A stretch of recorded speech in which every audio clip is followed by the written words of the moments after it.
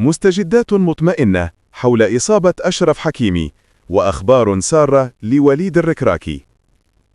يستقبل الجهاز الفني للمنتخب المغربي بقيادة وليد الركراكي أخباراً سارة قادمة من العاصمة الفرنسية باريس، بعدما كشف نادي باريس سان جيرمان عن مؤشرات إيجابية تتعلق بالحالة الصحية لنجمه المغربي أشرف حكيمي.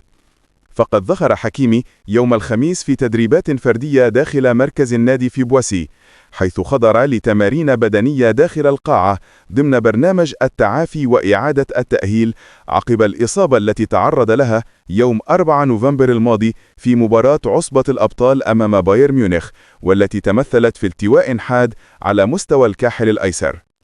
الصور التي نشرها النادي عبر موقعه الرسمي أظهرت تقدما ملموسا في مرحلة التعافي، الأمر الذي خلف ارتياحا داخل باريس سان جيرمان والمنتخب الوطني على حد سواء.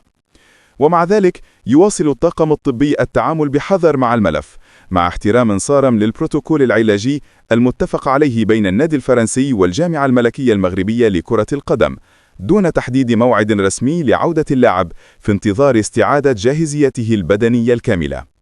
وتكتسي عودة حكيمي المرتقبة أهمية كبيرة داخل منظومة الفريق الباريسي، باعتباره واحدا من أهم ركائز التشكيلة الأساسية هذا الموسم.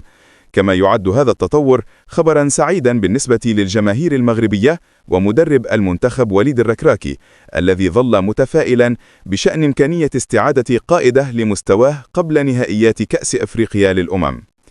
عودة مرتقبة وأمل كبير في رؤية حكيمي يقود الأسود في الاستحقاقات القارية المقبلة.